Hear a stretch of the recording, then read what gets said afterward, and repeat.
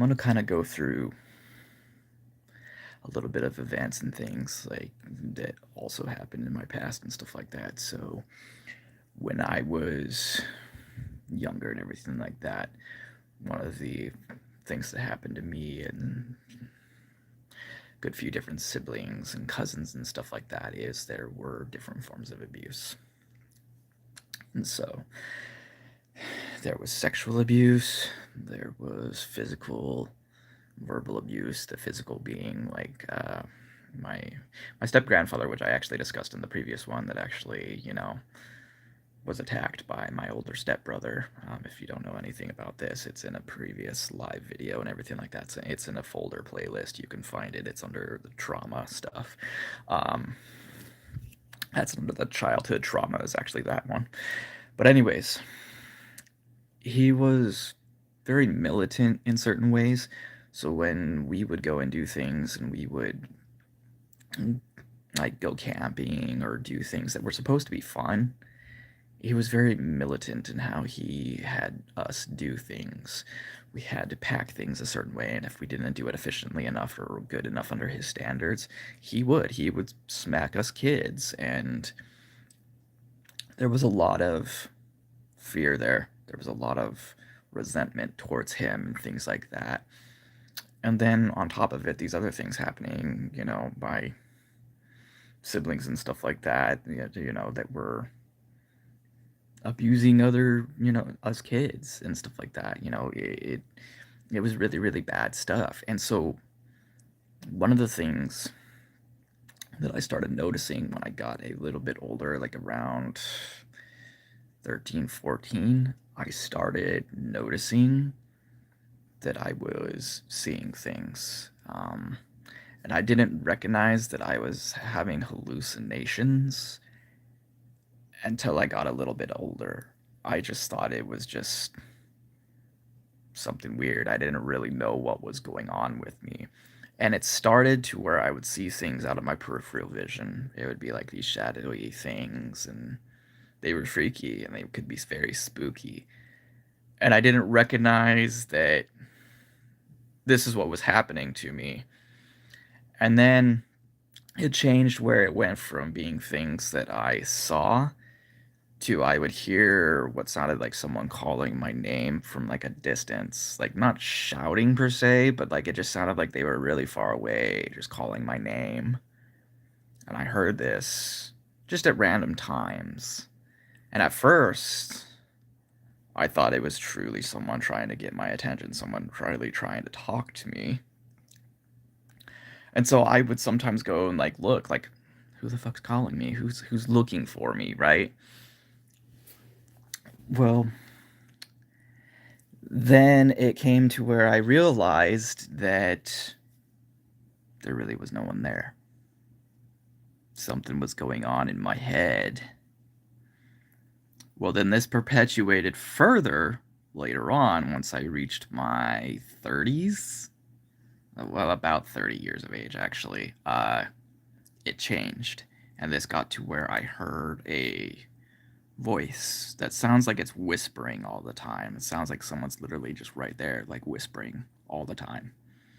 And it's always very, very negative, trying to ramp up my paranoia, make me feel like someone's trying to hurt me, things like that. And this puts me in a very bad way because being someone that, you know, is an intelligent person, this doesn't cause me to not be able to focus and things like that. I can be very, very dangerous in certain situations around others because of the fact that my condition, my schizophrenia, makes me paranoid around others. Because it literally sits there and whispers and makes me think that they're trying to hurt me and they want to attack me. And so that's something I literally have to deal with on a daily basis. And it can be really, really, really hard at times, guys. And so one of the things that makes this super, super difficult is knowing how to go about coping with it and being able to be active and still do things out in public. Because if I don't have someone with me that I know and I can trust if I am out in an area for a period of time, it can be really, really bad and it can make me spiral. It can make problems. And I recognize and know this.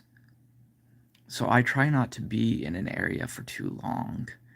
I can go off and do things by myself. I'm not saying that I can't. Like, I can go to a store, I can pick up items, I go to the checkout, I leave. I don't hang around. And I recognize this, and I know this because of my condition, and I know that being this way and everything like that, it can be problematic and everything like that. And so, one of the things that you've got to know and recognize is if you have any signs that you are having some sort of a mental health problem because of something that in your past that is most likely brought on by some sort of past traumas in your life, you need to be able to do something to try and move past that. Now, with my condition currently, I don't know if I can ever get past it because schizophrenia is just so unknown. Nobody knows how to really treat it. They've got these drugs, these medications that they can give you for antipsychotic kind of stuff, but really all they do is they just make you want to sleep. They don't actually help you. And what is even more messed up about that is these pharmaceutical companies, they're not trying to help people with mental health issues. They're not. Let me put it to you straight. Every time I have taken medications to try and deal with my mental health, which I'm a schizophrenic for those that are just tuning in. Um, hello. Good to see you there, V Ferreira. I'm going to assume is how that's pronounced. Um, Glad to have you here. So one of the things about these pharmaceutical companies is anybody that has mental health, especially anything that is needed to be prescribed antipsychotic meds, what's the one thing that you notice for those that take them? Hello, everybody. Glad to. I am discussing trauma as it ties to mental health. Anybody that experiences things like schizophrenia, extreme paranoia, anxiety, things due to traumas in their past. I had childhood traumas, everything like that, that has led to where I have schizophrenia. I talked about how it progressed to what it is now. I hear a negative voice in my mind all the time. Hello, everybody. Do you speak another language? That might be why you're not understanding me. I apologize. Um, YouTube might be putting me out to foreign countries. Uh, but anyways, what I want to continue on with is pharmaceutical companies that are making these drugs. One of the things that they do with anybody that they prescribe antipsychotic meds, what's one thing that you notice? It gives you brain fog and it makes you sleepy. And that's how they want to deal with people that have these conditions. They want to just push you away and make you want to just go and sleep because they see you as a problem. They don't want to treat you. And there is not a whole lot of actual stuff being done to actually try and help. There hasn't been a whole lot of research into this, especially with people with schizophrenia. They have not really done a whole lot of research. There's nothing they know about it. They really don't know what causes it. They have a lot of speculations. One of the biggest speculations that they keep saying and I keep hearing about is that it's a disassociation from your mind to recognizing that what you are supposedly hearing as an outside source is just another part of what your mind. Like, supposedly they say that the stuff that I'm hearing is just coming from my mind and I'm hearing it as an outside source. I struggle with that, and here's why. The way it talks. Yes? So, the way that this voice in my mind talks is it speaks about me in the third person. Every time it talks, it goes, he is. He feels this way. He is doing this. So you cannot tell me that it is a part of my mind because I recognize in my thoughts when I'm thinking something, I don't think that way. I don't think in the third person. I don't speak about myself in the third person. So hearing this outside source voice, excuse me, speaking about me in the third person makes me feel that it's something different. You can't tell me that my mind would do that because I know in my mind when I have thoughts and I don't think he's doing this. So schizophrenia is a very twisted thing, and compared to certain others, I'm not as severe of a case because there are others that get so lost in what's going on in their mind that they're just lost. They're basically zombified to the voices and things in their head. I can function. What makes me not good in public and things like that is the fact that it ramps up paranoia. So, one of the other things that I think is important to discuss here is that the system is failing people with these conditions. Um, I will say I live over on the West Coast, okay? And one of the things that I've noticed over here with any sort of government is they do not want to deal with people that have mental health conditions here. They literally shut down all of the major mental health facilities that were actually housing and treating and taking care of these people. And now all of those people are on the streets. And as I'm driving around and I'm going about my daily business, a good 90 some percent of the homeless that are on the streets are these people with mental health problems that if they were just housed in mental health facilities and actually treated for their conditions, they could be functioning members of society and they wouldn't be homeless. But because everybody wants to just say, we don't want to deal with them, they're homeless and they're struggling.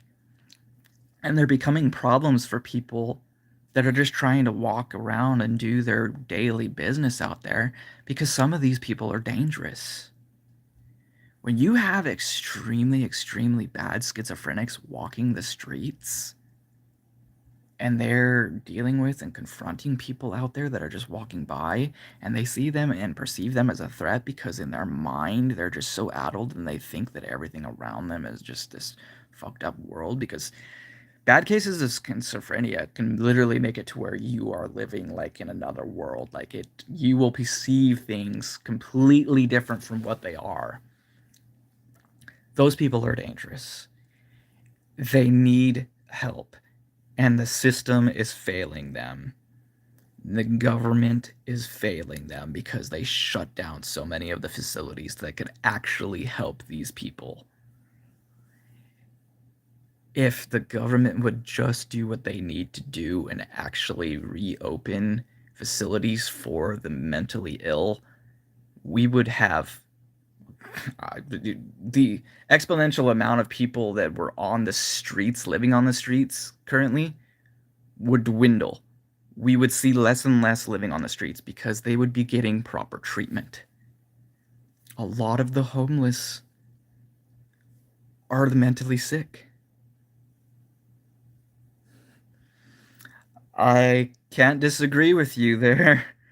Um, but so it's sad. It's sad, and I see so much of it. And I mean, I see such crazy antics from these guys because they really are. They're just mentally ill.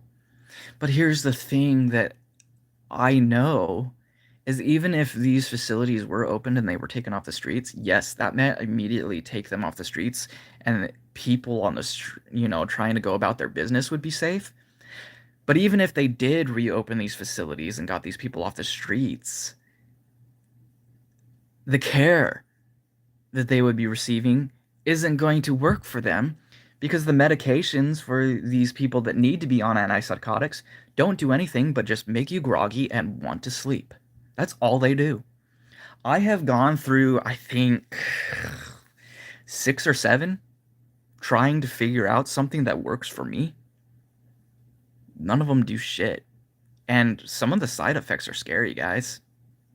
I had one that I read that literally says, as a side effect, death.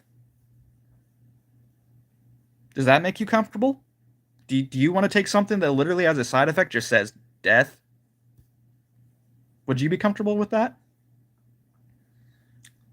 And this is supposed to be something that helps with my mind, but they prescribe me something that could kill me?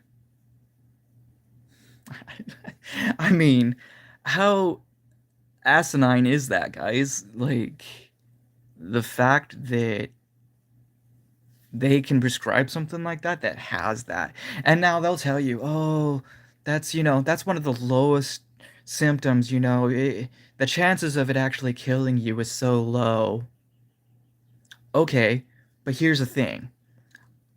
Out of the 6 or 7 different medications I've taken for antipsychotic medications for my schizophrenia, I have had some of the worst symptoms of these. I literally had one that completely stopped me from being able to go to the bathroom, period.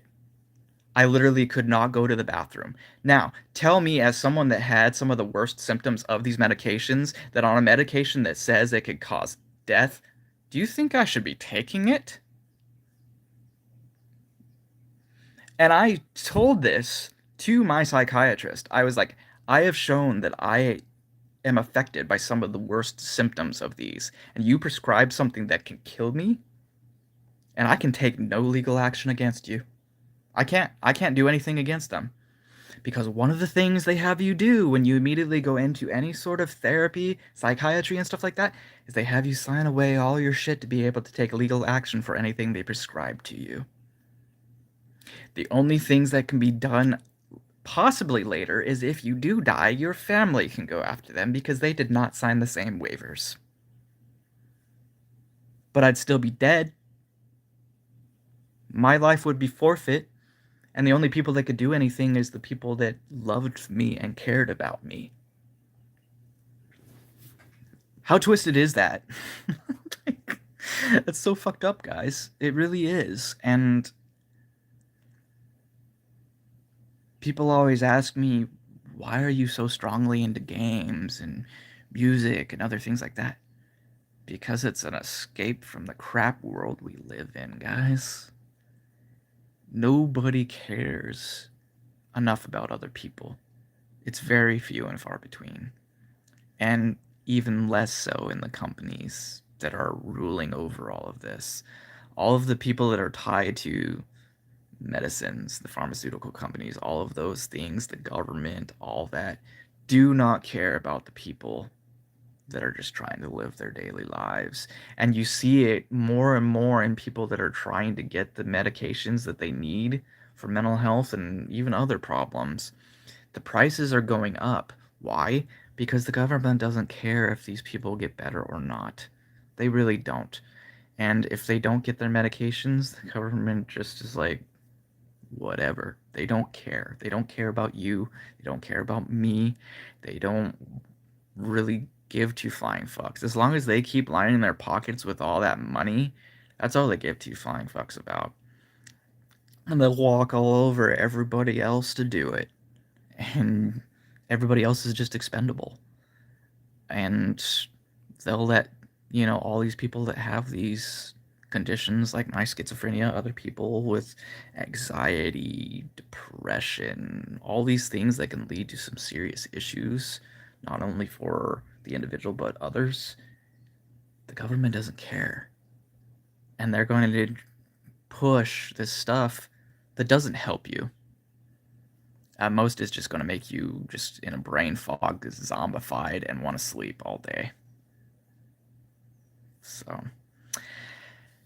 just know all of these conditions, all of these things come from some sort of trauma. So if you can look back in your life and know, okay, this is where it possibly stems from. Because like with me, with my negative voice and stuff like that, I'm pretty sure it comes from my family being very controlling in the past and feeling like I never lived up to their expectations, even when I was doing my top performance the best I could. I never felt like I quite lived up to what they wanted from me. And so I think that's why I'm always hearing this voice, for my schizophrenia, to where it makes me doubt myself. It makes me think others think less of me. They want to hurt me. They think that I'm somehow lesser of a person. And so it's really going to come down to just identifying where it stems from for yourself if you're having these things. And it could be, like I said, anything. It could be, just it could be as severe as schizophrenia, really bad depression, anxiety. Any one of those is going to come from something. Also, self image. Self image is a huge thing. A lot of people don't take that into consideration as a mental health thing. But one of the things I'm noticing lately, especially in the world now, is a lot of people are not comfortable with themselves as they are. They feel they need to be something else or someone else to feel better about themselves. That is a self image problem. That is not being comfortable in yourself and just being yourself. You feel you literally have to undergo a transition, a transformation, becoming something else to feel better about yourself. That is mental health. That is you not feeling good enough in yourself. And that typically stems from other people making you feel that way. You have been led to believe that you are not good enough. And so you want to be something else because you feel, well, maybe if I change, I become something different, I become someone different, that'll change, that they'll see you differently, that they'll accept you, that you'll feel better. And that's just not the case. You're never going to find that inner peace if you already felt you weren't good enough. Because it doesn't matter what you do, you're never going to feel good enough. Because it's something going on in your mind that tells you you're not good enough. So it doesn't matter what changes you go through, how different of a person you become, you're still never going to feel good enough and feel like you have made enough of a difference and a change. And you're going to keep seeking more drastic things in life to keep changing and trying to adapt because you're never going to feel like you've got there. You're always going to feel like you have to take that next step. So, all right, guys. I think this has gone on long enough. We're climbing up past 22 minutes. So, I love y'all.